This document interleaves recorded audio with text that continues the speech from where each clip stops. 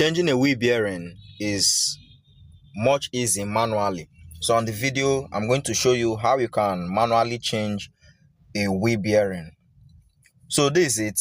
You can see after you've pulled off the head, you have to locate the key area. Locate the key area, then you remove the key. So without you removing the key, there's nothing that can be done. Like, man, you can't take off the bearing. So after you've seen the key, some bearing, the key is usually at the front side and some at the back side. So you can see the process of removing the key. You just have to adjust the key. So after you've adjusted the key, then automatically it would open. So you have to use something like plier, pin plier.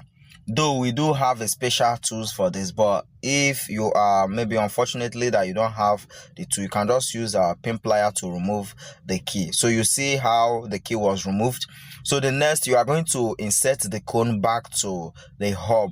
So inserting this cone back to the hub would enable you to remove this bearing more faster.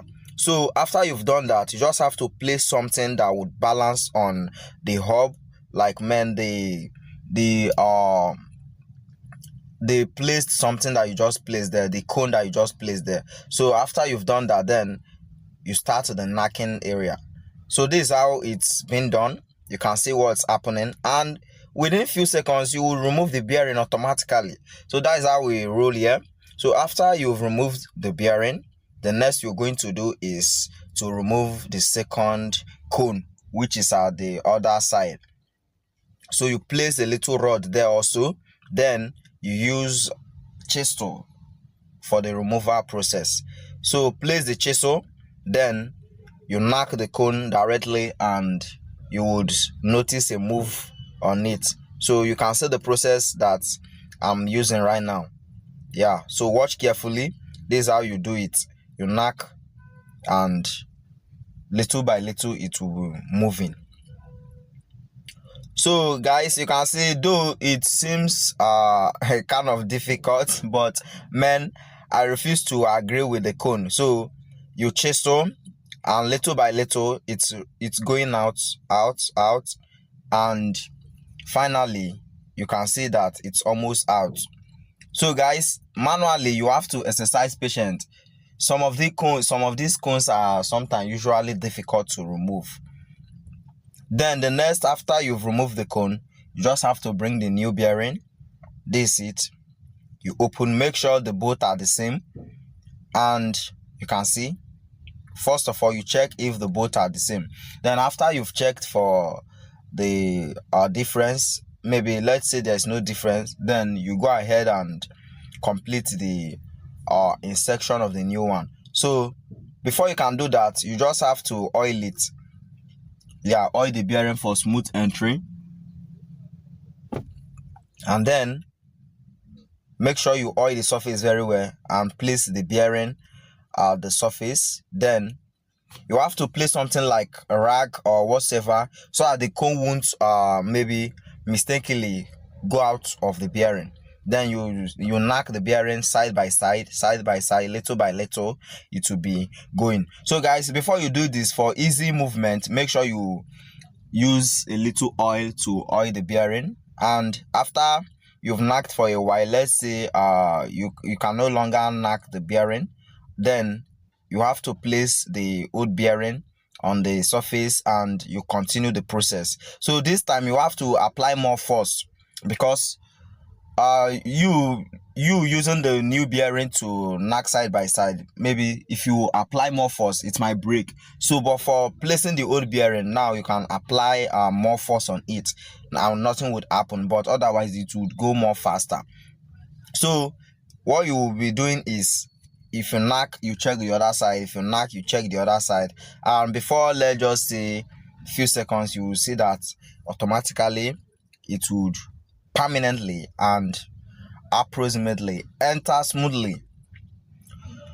So to confirm the entering, you just have to place it again and knock for a while. Only maybe, let's just say, 2 hits will be okay, or possibly, you see, 2 hits, you are good to go. So the next, you are going to place the key back don't forget to place the key back. It's a crucial thing that you shouldn't forget. So placing the key, the function of this key is to help hold the bearing, like it won't go out. Yeah, because if this bearing go out, that means the work you did is nothing. So place the key. It's that simple. You just have to use that pin plier to grip the both side, and you press or you hit little and it would enter. So you can see the process, guys. This is how it is. So manually, this is how we put bearing in our workshop using normal hands. So after the key has entered, the next you're going to do is to confirm the entering, check if it really entered, and then you clean the surface for a nice work, nice job. So guys, that is how it is. Then you have to use the cone to knock again, so that it would push, like whatever space that will remain, it will just push it inside, and permanently nothing would make the key, like nothing that will make the key come out again. So after you've done that, you check again to confirm that it's okay, and then next you have to place the other part of the hub, which is the head.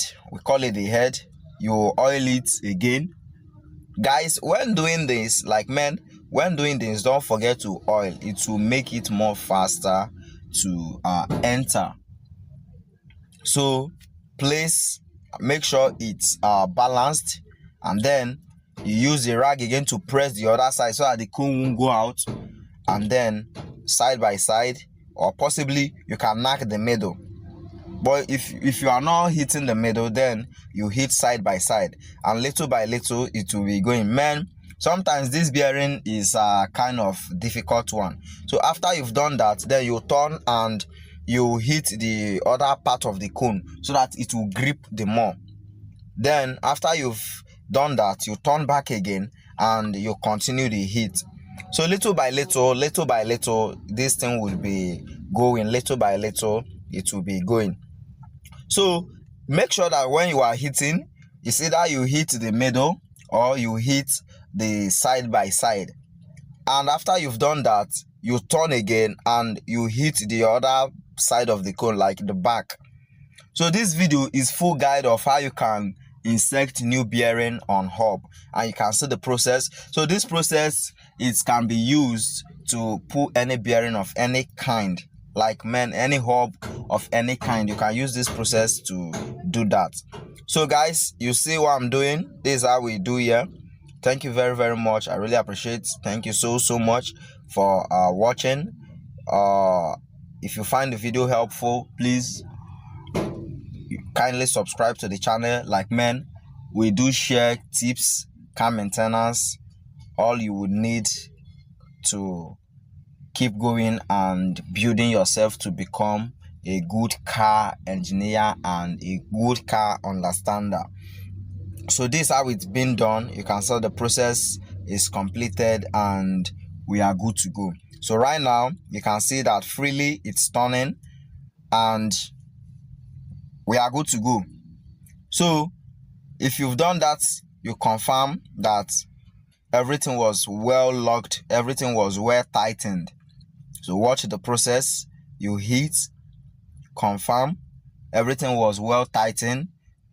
But once you've placed the hub on the car, then the shaft would help control, the shaft would help draw more of the remaining gap, that would remain. So after you've done that, you can see that everything is turning smoothly and fine. So the next we are going to do is to go and fix the hub, since we are done with the process. So I just gonna clean out the little sand that just entered the bearing, though there was no more sand there. You can see that the place I did the job was a little bit rough, but I just gotta clean the little bit sand and turn to watch how the rolling is. So you can see that it's rolling smoothly. So that is how we